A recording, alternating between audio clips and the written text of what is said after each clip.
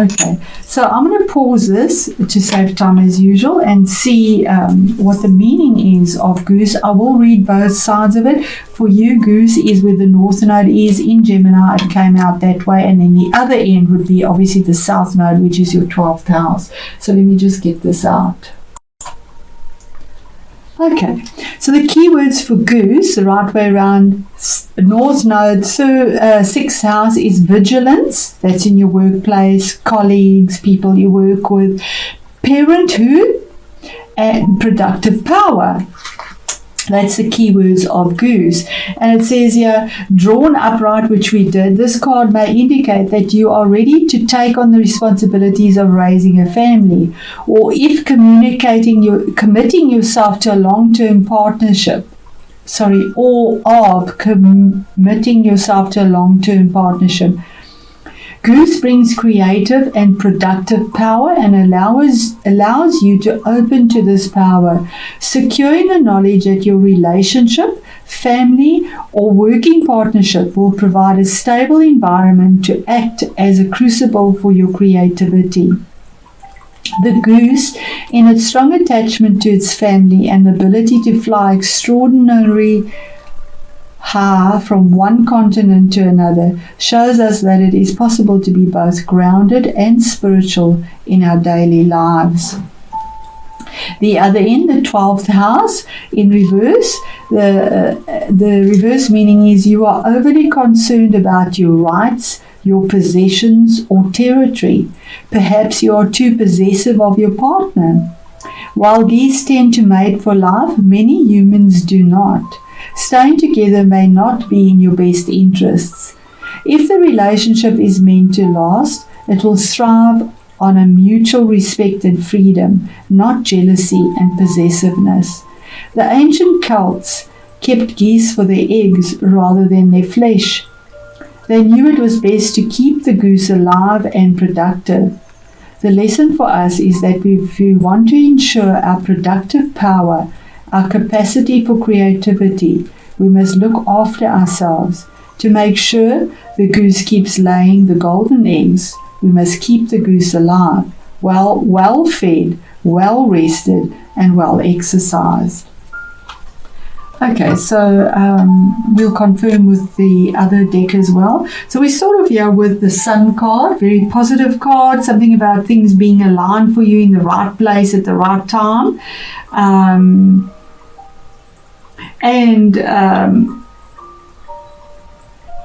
It's card number 19, which is a 10. It's normally something that is a new beginning, possibly. And somehow, well, we do have Jupiter and Saturn currently with Pluto in your sign, in Capricorn. But the eclipse is happening in Gemini, so please don't be confused. And I'm saying that with respect. I'm just saying that with respect. Okay, then we move on to the Nine of Pentacles, something that comes to a closure, to an end, or it's sort of getting towards the end. It's a 9. Something you've done alone to work on independence, wanting independence, something new that comes through, being able to take care of yourself in a very luxurious way. It's got 9 pentacles here, but yet there's still something new. We have all these butterflies here. Being in your truth, being happy with yourself, being financially secure and happy with yourself. 8 of Pentacles, there we have the 8. Working hard, having caught something in that web. We have the spider in the web there. But at the same time, you burning the midnight oil here, and the mouse is to warn you that when you put so much time and effort into one thing, there's something that is sacrificed, something that is lost with the mouse. And here we see him burning the midnight oil, perfecting what he's working on, something tangible, something real, something he's building. But he's put so much time and effort into it that he's lost something, but something is caught in the web. And it is a general reading, so whether it is a relationship, as we have with the goose, It could be a relationship, it could be a work situation. It is a 6th house eclipse, but it is on the emotional side. Releasing of a fear, releasing of a sorrow, releasing of a negative habit, perhaps, of maybe overworking and not putting time into a relationship, because the next card is the Knight of Cups. So he's the romantic knight. He has a goal and an intention in his life, and he goes for it. He's moving towards the future. He's offering his cup of love. He's offering his heart. He's offering love. There's the mouse at the bottom, but the horse is skipping right over it, where, the mouse was right. So he didn't even see the mouse there because he was so busy looking at this. He's going right over the mouse. Something new. It could be a new relationship that comes in. A new service, possibly an offer for your services, 6th house. It could be better health also. Maybe your health has suffered as well. That comes through now. Middle of November, it could be a relationship, because he has the Queen of Wands with that. So this would possibly be a relationship, a rekindling of a relationship, a new relationship that starts with the Queen of Wands. It's a fiery energy, somebody that's a go-getter, that is confident, that steps out and does what she needs to do. She's a queen. She's quite mature in her energy. She knows what she wants and she goes for it. It could be your own energy as well. So when I say she, it could be he or she. Remember, it's a general reading and you need to use your intuition. Put it where it fits best. If it is a work situation, there's an offer made and you go for it. We have a yin and yang, male and female. But there's a goal and an intention and an offer, and somebody that, or something that is secure and that is confident and that is fiery and that you go for. Which brings about something that you're not even aware of, from the 9 to the 10, a combination of a cycle, the Wheel of Fortune. It's a major arcana card, saying that the Sun is also a major arcana. So this is a very positive reading. But there's something that comes through here. Wheel of Fortune is your fortune changer. Something happens. It's the end of a cycle, something that was pinned on this wheel of life as we go around it. And remember, the moon is our fate and destiny. And as that fate changes, the eclipse brings an ending of a cycle that has been possibly difficult, where you've had to sacrifice a lot of time and energy to build on something. Because this is working hard at something. So time was put in, energy was put in, sacrifices were made, and maybe love was lost, and then it's renewal of love, or loss of love and new love that comes in, because you're now financially stable. You have what it is, you're independent. And the Wheel of Fortune, that's how it should go. That's the horseshoe. The Wheel of Fortune says it is there. It was a challenge. It wasn't easy, but the change is there now. And then we have the 7 of Cups, which is also about emotions, but having a lot of choices and not knowing which choice to actually go for, where to look, having to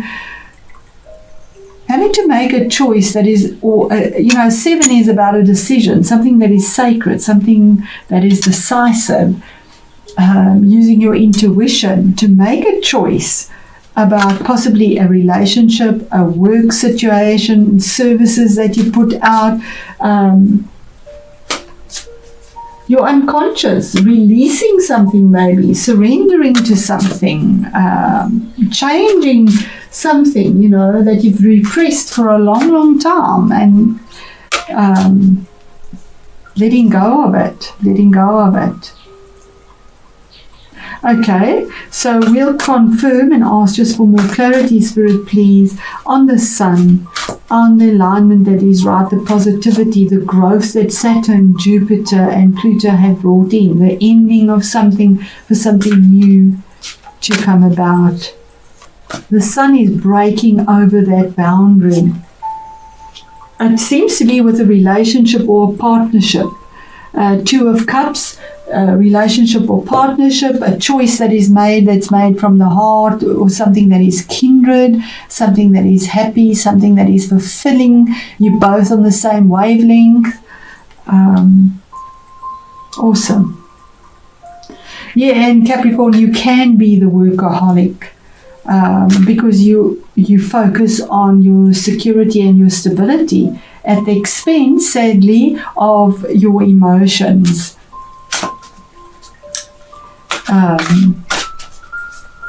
Okay, and the middle of the month, this offer, this new beginning, moving forward, what is that about? Strategy, diplomacy. Oh, King of Pentacles. Well, that is your energy. King of Pentacles is definitely a Capricorn energy. Now, that could be male or female. That is a general reading. But kings make changes on the outside. He has the Midas touch. Even though there's flames and fire at the back of him, he keeps his head. He's strong. He's solid. He plans in a detailed fashion way before he moves forward with anything. And this is we have the strategy. So something that is set, because he's a king now, he's not a knight, he's a king. It's a mature energy for comfort, for home, for change, for stability, for work, for career, something that is tangibly solid and changing in your workplace, 6th house, or where you've been, it's also the house of slavery, where you've been a slave to your work. That affects your health, because the 6th house is definitely health as well. But there's positive change there. And the outcome of the choices that need to be made or could be made. And there again, 3 of Wands. Again, this is about expansion. We have 2 of Cups, 3 of Wands. This is about moving forward, the 2 become 3, growing, seeing a new future, looking out towards the future, knowing that something is coming in, and waiting. But you could be waiting for whenever, but you have this hope that something is coming in. In other decks, you see the ships coming in and sort of knowing that your loot is coming to the fore, being expectant. You have 2 wands in the ground and you have the other one in your hand because you're waiting for it. Yeah, he has all 3 in the ground. The growth is there. It needs the 4th one for the stability. I just want another card for that. It's a choice that is made and then finally going for it, because Wands is fire energy and there is fire energy. So either there's a new relationship and it's finally moving on, growing. I do feel this could be a relationship, a partnership, a career change. And they all fell out, but I'll take what is on the table, the Chariot. Okay, so that is, you could be dealing possibly also with a Cancerian or a Leo. It is a general reading. I'll just put it in there. But whatever house Cancer is for you, and that, if we look at it from your sun or moon or rising sign, Cancer would be right on the opposite of that. It would be your 7th house, which is your partnerships. Exactly that. There's change in partnerships, whether it is work, whether it is your spouse, whether it is a new relationship, but there's significant change where you have victory, you have final movement. She manages to pull this Chariot. Yeah, normally you don't see reins on the horses and they're pulling in different directions. Yes, they're opposite and it is conflicting. But yeah, she has reins. She's matured, she's manifested, and she's holding the reins and guiding these horses to the future victory. And it is a 7 again, something sacred. There we go, something that is made. It's also water energy, a choice that is made within what fulfills your heart, what makes you happy. Because you have your stability, but you don't have the emotional stability. and working on that. So Capricorn, that's a very positive reading through a really tough time that all the cardinal signs have been through, and your health has probably suffered through this. Relationships would have, with sickness or a lot of work duties, putting a lot of time and effort into it. But now there's this change. This eclipse brings this change in. The eclipse is something new into your life that is victorious and fulfilling on an emotional level.